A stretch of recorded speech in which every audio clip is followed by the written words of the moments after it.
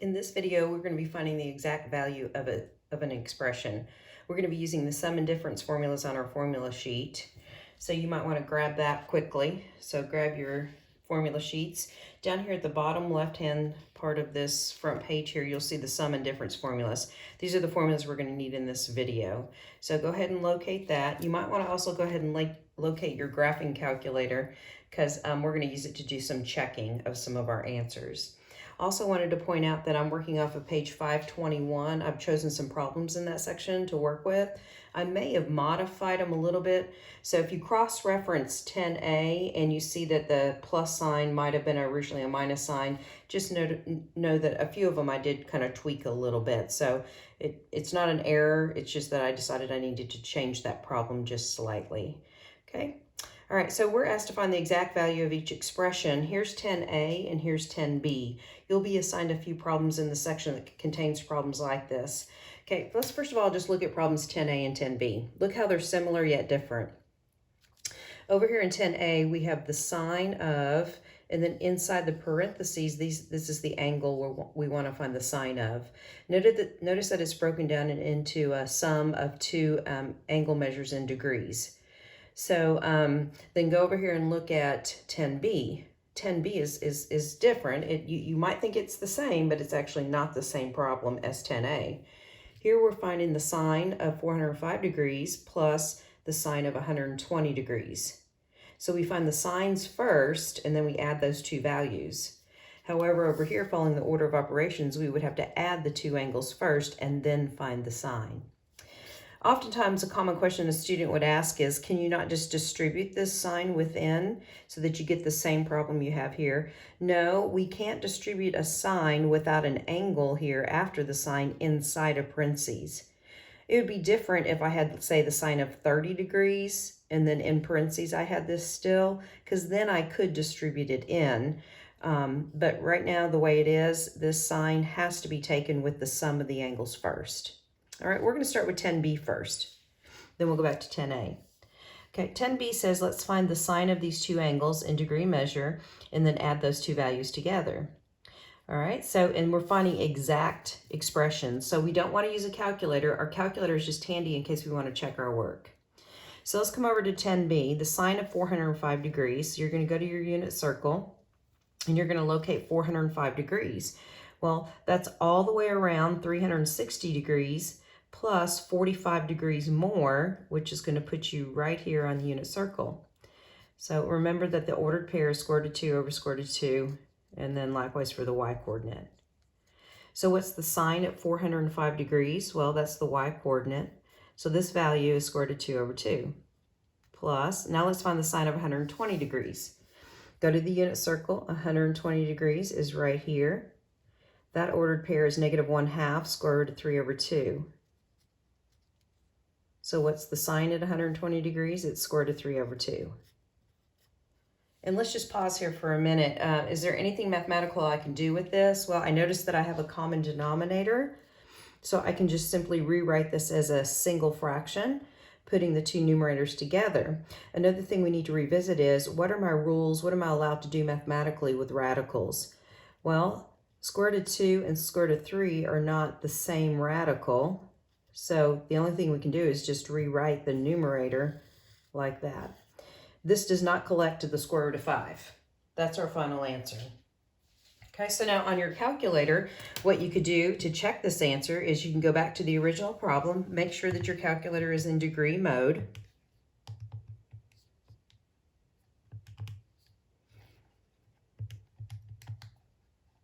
Don't forget to close your parenthesis. So the value is 1.573 approximately. Now let's double check our answer that we found.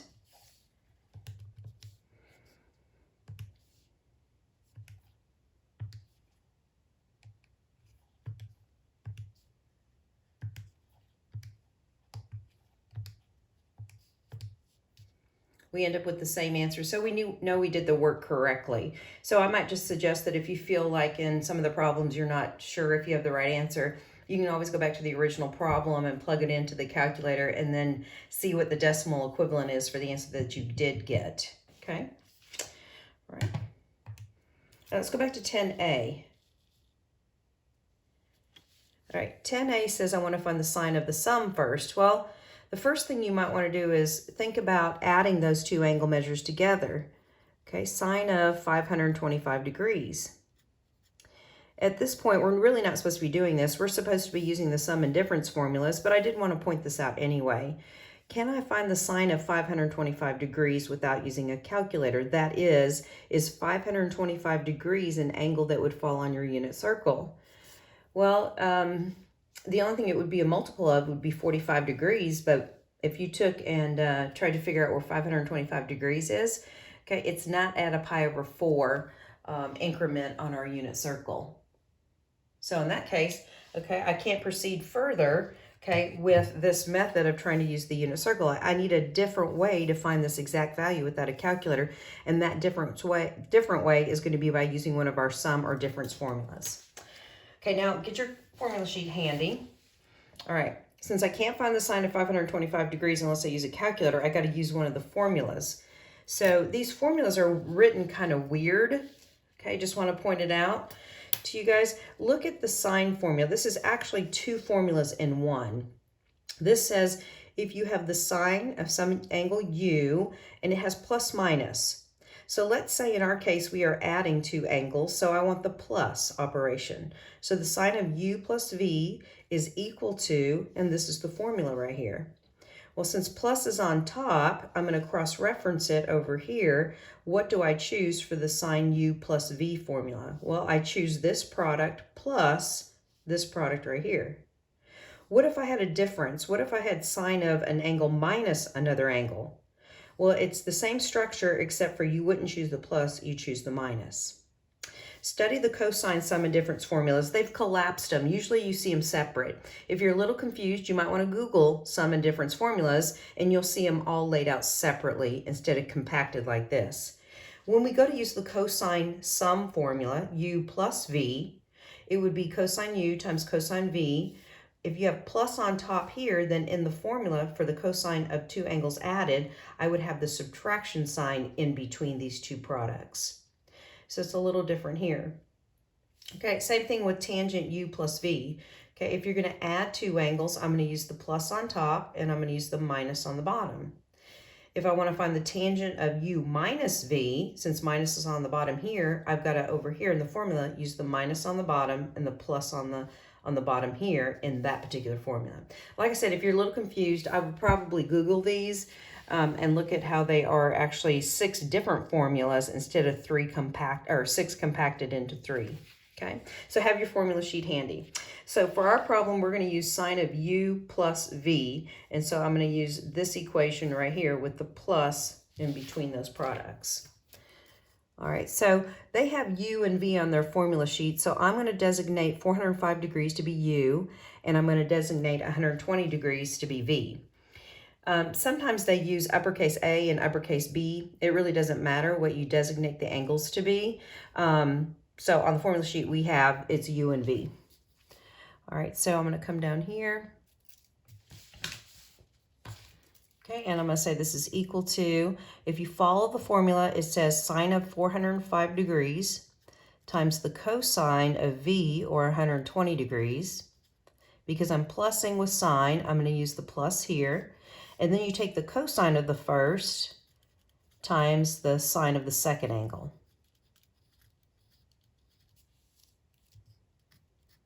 Now, thinking about your structure here and here for these two terms, sine of 405 degrees is going to be a value. Cosine of 120 degrees is going to be a value. So build your parentheses to help you stay on track. Over here, this is going to be an answer, and this is going to be an answer. I always do this first. It kind of helps keep me on point. All right, now let's go to our unit circle. What's the sine of 405 degrees? Well, we already found it. It's square root of 2 over 2. What's the cosine at 120? Here's 120. The cosine is negative 1/2. Over here, now we want to find the cosine at 405 degrees. Well, the cosine at 405 degrees is still square root of 2 over 2 times the sine of 120, which is the square root of 3 over 2. Now we have a little cleanup and we'll have our exact answer. Okay, we're going to multiply these two fractions and these two fractions. When you multiply fractions, don't forget you multiply the numerators and the denominators together. So I'm going to end up with 4 on the bottom and negative square root of 2 on top. Move on to the second product. Again, 4 on the bottom. Now, let's remind ourselves about how we multiply radicals. Unlike over here, when you add, you can't add unlike radicals. I'm multiplying here. Okay, legally, mathematically, we're allowed to take the square root of and multiply the two radicands and get 6. Okay, now what I can do, since I have the same denominator, is I could rewrite this as a single fraction. So all I'm going to do is put negative square root of 2 plus square root of 6 on top, and that's my final answer right there. Again, if you want to use your calculator to check, I would change that to a decimal. I'd come back up here, find the sine of 525 degrees. That decimal should equal that decimal right there. So if you're ever stuck or not sure if your answer is correct, remember you can always use the calculator to help check it. Okay, let's practice some more sum and difference formulas. Okay, notice in 11a and b, I switched from angles in degree measure to angles in radian measure, just to have practice with both. All right, I might come over here and do this one first. This might be the easiest one. All right, let's find the sine of 2 pi over 3 plus the sine of 5 pi over 6. So we need our unit circle. 2 pi over 3 is right here. It's the same as 120 degrees. Okay, 5 pi over 6 is right here. That's negative square root of 3 over 2 and positive 1/2. So what's the sine at 2 pi over 3? Well, it's square root of 3 over 2. And what's the sine at 5 pi over 6? Well, that's just 1/2. I have the same denominator, so let's add the numerators. There's nothing more we can do. That's your final answer. Okay, 11a is different. I'm not distributing the sine. It's not equivalent to this measure right here. I have to use the sum of sine formula. So it's the same formula that we happen to use up here. So it's sine of the first angle, and again, you could label this U and V if that helps keep you on track. Sine of the first angle times the cosine of the second angle plus, then it's going to be cosine of the first angle times sine of the second.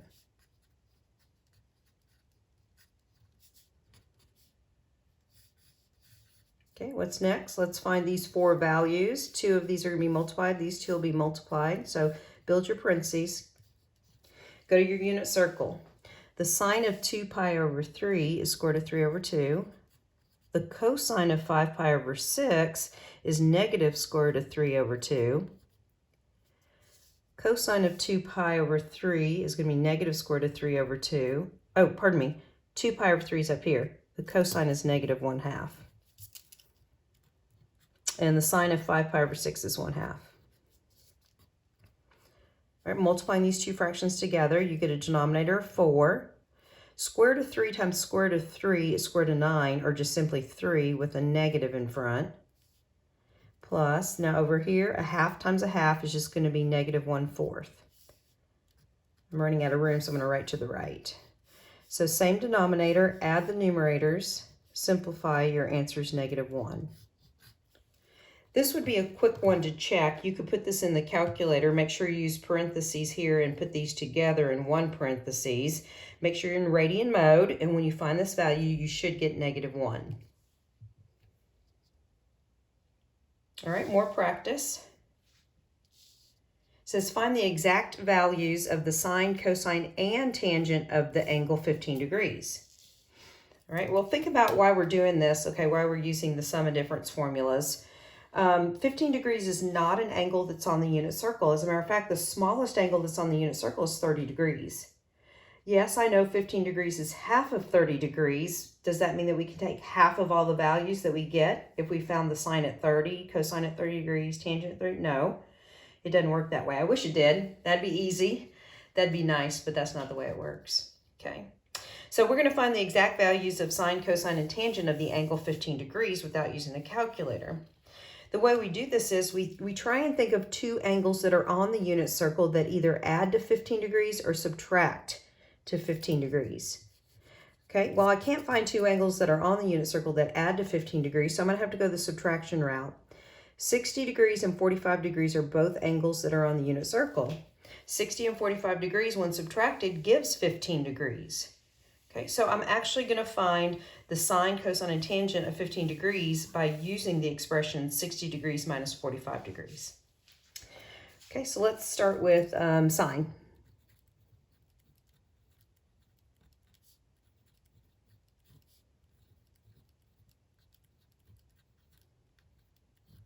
So sine of 15 degrees is going to be equivalent to sine of, subtract these first. So I'm going to come down here, I'm going to call this U and I'm going to call this V. Notice that we're subtracting now. We need to use the difference for sine formula.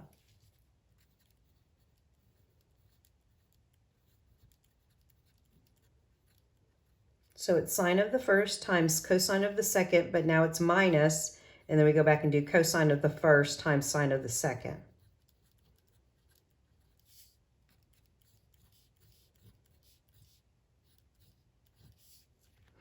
All right, so you need a unit circle. I guess I'll stick it over here. I need to know 60 degrees and 45 degrees.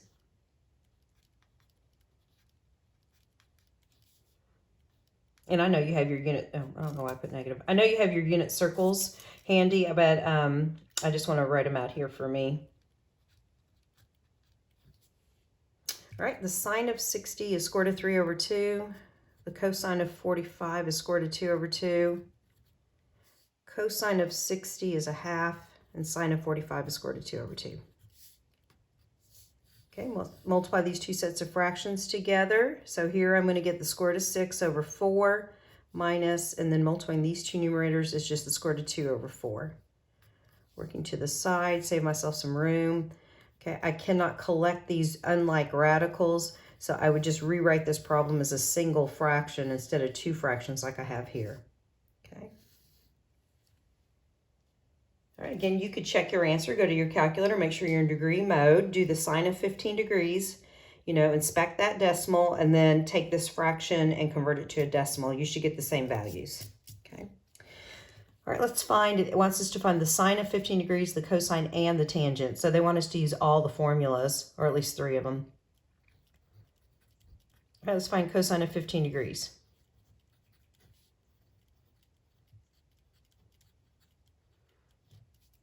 So without a calculator, I've got to use a difference for cosine. Remember, this is U and this is V. The cosine formula has you find the cosine of the first angle times the cosine of the second angle.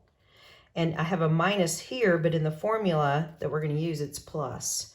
And then plus the sine of each of the two angles multiplied together.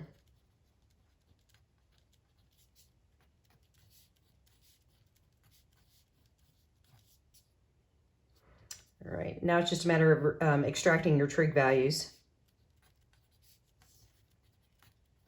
And it's going kind of fast, but you might want to stop the video, find these values, and then just check in with me. You don't have to keep up with me, just pause it, and then go forward and see if you guys got the right answer.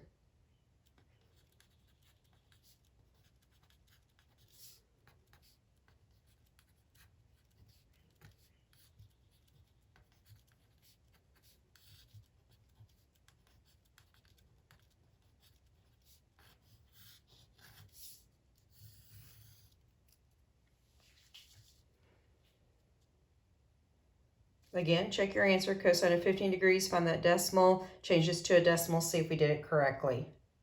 You might start to see some patterns of the answers with the sum and difference. Okay, a lot of them look like this right here. They have square root of 2 in them, square root of 6, of 4, etc. The tangent's going to look a little bit different, and it gets a little cumbersome, but let's work through that one.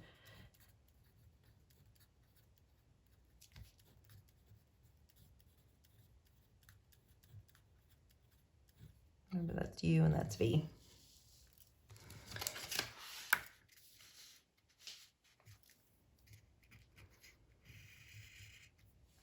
All right, go and let's extract the tangent difference formula, or the difference of tangent formula.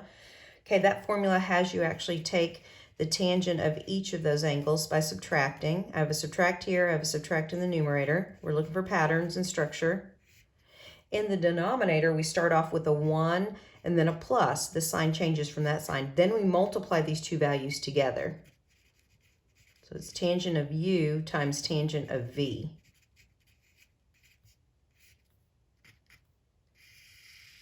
Okay, because this is a fraction, it's going to involve a little bit more computations at the end and cleanup. All right, tangent of 60 degrees. Let's see if I can still see my unit circle. Yeah, here's 60 degrees. Tangent is y over x. So y divided by x, or y times this reciprocal, gives square root of 3 for tangent of 60. Tangent of 45 is going to be y over x, or just 1. Now go to the denominator, 1 plus, and then I'm going to actually multiply these two values together that I got. Okay, so I end up with square root of 3 minus 1 over 1 plus square root of 3. And that's a fine answer. I mean, if it's multiple choice and I end up with that, that answer right there, you know, I'm going to start looking for that choice. If that choice isn't there, I might, if I have a calculator in my hand, look to see if some of the choices when I change them to decimals, if any of the choices when I change them to decimals match what this decimal is right here. Otherwise, the math on this is, if you look for this choice and it's not there, because it's likely you're going to have a multiple choice exam, if this choice isn't there, it might be because they got the radical out of the denominator. So what we're about to do is just a bunch of algebra to get the radical out of the denominator. All right, it's been a while, but how do you rationalize or get a radical out of the denominator? Well, we look at the denominator and we go, oh, that's 1 plus square root of 3. Let's multiply by what we call the conjugate, 1 minus square root of 3. And that's what we put on top here too. I'm going to come down here. The whole purpose of multiplying by a conjugate is because this is the sum and difference of two like terms. And instead of foiling, okay, in the denominator with the conjugate, okay, you don't have to do the O and the I because they'll cancel. So just multiply the two first terms, 1 minus, multiply the two last terms, that's square root of 9, which is 3. I'll clean this up later. Unfortunately, in the numerator, these are not conjugates, so we are going to have to do all parts of FOIL. So just be careful. Square root of 3, outside is going to be 3, but it's minus 3. The inside multiplied is minus 1, and the two last terms multiplied is plus square root of 3. So we definitely got the radical out of the denominator. We have negative 2 down here. Let's clean the numerator up. Okay, I've got one radical 3 and another radical 3. That means I have 2 radical 3. Collect the numbers, that's minus 4. Okay, as one last step, I can take out a common factor of negative 2 from here and here. So next thing, let's divide out a negative 2 here, negative 2 here, and a negative 2 here. So negative 2 is going to turn that into a negative square root of 3. Negative 2 out of negative 4 would make that a plus 2, and this would all be over 1. We don't have to write that. That's our final answer. I would encourage you to go back to tangent of 15 degrees on the calculator. Make sure that that decimal does equal that decimal right there. I think of all the sum and difference formulas, perhaps the tangent formula is a little bit cumbersome because you just don't stop here. You have to actually go through and find the conjugate. Now, if it's me and I'm taking a multiple choice exam, if I get this answer, I'm going to go to all the different choices, change them to decimals, and see which of those choices matches this decimal right here. It'll cut down on some of your work. Okay? All right. All right, we have one more, and we have it with, in terms of pi. Okay. So again, the same objective here is find the sine, cosine, and tangent of 5 pi over 12. Well, 5 pi over 12 is not an angle that's on the unit circle. We have 6 pi over 12, which is pi over 2, and we have 4 pi over 12, which is in between 5 pi over 12. 4 pi over 12 we reduce to pi over 3. Those are on the unit circle. So first we have to find two angles that either add or subtract to give us 5 pi over 12, where both of those angles are on the unit circle. All right, so some tips for the angles in radian measure, because they're a little more difficult. This is what I do. I say, well, I've got to find two fractions that have a denominator of 12 that add to 5 pi. So I think, okay, well, 1 pi, I'm real lightly writing this in, 1 pi over 12 and 4 pi over 12 collect 1 and 4 collect to 5. Problem is, 1 pi over 12 or pi over 12 is not an angle on the unit circle. 4 pi over 12 reduces to pi over 3. It is on the unit circle, but I need two angles that are on the unit circle. So find another combination of numbers that add to 5 instead of 1 and 4. Try 2 and 3. So what if this was 2 pi and 3 pi? Just real quickly think about reducing 2 pi over 12. Well, 2 pi over 12 would be pi over 6. That's on the unit circle. 3 pi over 12 would reduce to pi over 4. That's also on the unit circle. I found a sum of two angles that gives me 5 pi over 12 where both these angles are on the unit circle. Okay, is there another set that I could find? Sure. Okay, let's do a little squiggle here. What if I wanted to take 5 pi over 12 and subtract two angles that gave me 5 pi over 12? Because sometimes you have to subtract. Meaning, okay, find two numbers that subtract and give you 5. Well, you might want to think about 8 and 3. 8 pi over 12 reduces to 2 pi over 3 on the unit circle. Okay, oh, I'm doing subtraction, so sorry, minus. And then what if I use 3 pi over 12? Because 8 minus 3 gives 5. Well, 3 pi over 12 is pi over 4, and pi over 4 is on the unit circle. Does it matter if you use a sum or difference? No. At the end, after we do all the cleanup, we should get the same answer. Okay, so I'm going to go ahead and do the sum one. So let's find the sine of 5 pi over 12. I write that, and then I come over here and I do, well, that's the same thing as the sine of pi over 6 plus pi over 4. This is u, and this is v. And then I'm going to go to the sum of sine formula and use that formula. So sine of the first times cosine of the second. Because it's sine, I'm going to use the same operation, so plus, and then cosine of the first, and then times sine of the second. Okay, and then right here, you're going to have two sets of parentheses being multiplied like this. You're going to go and extract the values from the unit circle. Okay, and all falls into place like it did on the previous example. Okay, in the interest of time, what I'm going to do is I'm just going to actually just give you the answer for this problem right here, and you guys can work it out on your own. Okay, at the end of the day, I think this answer was square root of 2 plus square root of 6 over 4. And then we can discuss any questions that you have later if need be. All right, what about cosine? Well, the cosine of 5 pi over 12 is equal to the cosine of the sum of those two angles again. This is u and this is v. We're going to go to the formula sheet and we're going to use the correct formula. So it's cosine of the first times cosine of the second, but then we switch to a minus because cosine has the different operation, and then sine of each of them multiplied, each of the angles multiplied. Okay, and then you have the two sets of products there. Okay, so dot, dot, dot. Answer should be eventually square root of 6 minus square root of 2 over 4. So these are the answers. I just encourage you to kind of work through those. Okay, and then one last one, tangent of 5 pi over 12.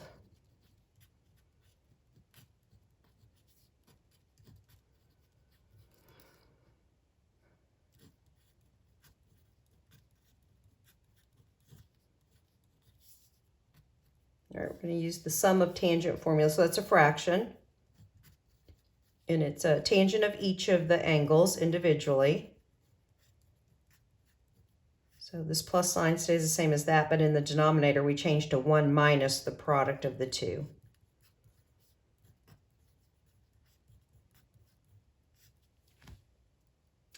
I think I'm going to do a line or two more of this because this is the one that gets kind of interesting in the cleanup.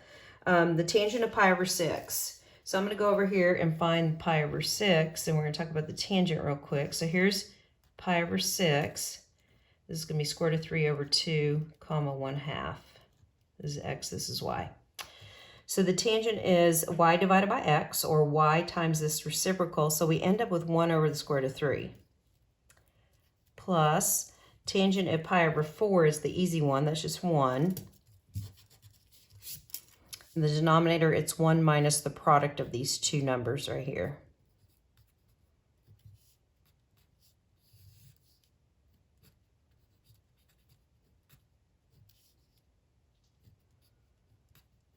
Nothing cancels. I can't cancel it when I'm adding or subtracting. As ugly as this is, I did not rationalize back up there. You could have, Okay, for me, what I'm going to do now is, before I actually multiply by the conjugate, because this is a fraction, I'm going to get rid of the fractions in here. The next algebraic move would be to multiply both the top and bottom of this fraction by square root of 3. So I'm going to multiply the top of the fraction by square root of 3 over 1, and I'm going to multiply the denominator by square root of 3 over 1, because that's a form of 1. Okay. All right, this one gets kind of ugly. So if you're going to multiply square root of 3 over 1 times 1 over the square root of 3, you're going to get 1. When I multiply here, I'm just going to get square root of 3. In the denominator, when I multiply square root of 3 over 1 times 1, I'm just going to record square root of 3. And when I multiply these two fractions, then I'm just going to get minus 1. So now I'm back to the point where I want to rationalize. And if you think back to the last example and how we did that, we multiplied by the conjugate of the denominator. Okay. So we're going to multiply by square root of 3 plus 1, and then square root of 3 plus 1 here. Again, likewise, in the denominator, the reason you multiply by conjugates is so you don't have to do that FOIL. You can just multiply first terms, get 3, multiply last terms, get minus 1. However, in the numerator, you are going to have to FOIL. So I'll go ahead and finish that. Square root of 3 plus 1, multiply the two insides, that's going to be 3, and then multiply the two last terms, and that's square root of 3. All right, cleaning this up, this is 2 down here. Now, cleaning up the numerator, I have 2 radical 3's that I need to collect, and then I have plus 4. I do have a common denominator. I can divide a 2 out from all terms. So the final answer is going to be square root of 3 plus 2. Again, you can check your answer by going to the calculator, find the tangent of 5 pi over 12, just make sure you're in radian mode, and then you'll get a decimal, and then find out what this decimal equivalent is on the home screen, and they should match if we did everything correctly. Okay, I know that's a lot. I have just 2 quick last problems because we're going to actually be using the formulas backwards. All right, it says write the expression as the sine, cosine, or tangent of an angle. So what they've done here is they've given us the expanded formula, and they want us to go backwards from the right side of the formula to the left. They want us to compress this. So what I notice here is I notice the product sine and cosine sine. Well, it's definitely not the tangent sum and difference formulas. It's not the cosine sum and difference formulas, because cosine would have you multiply the 2 cosines together and the 2 sines.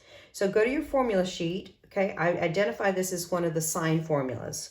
Well, if it's a sine formula, then this plus tells us that we're going to take sine and collapse it into the sum of sine. Okay, so think of this as being u, and this is u, and think of angle 80 degrees being v, and v is also here.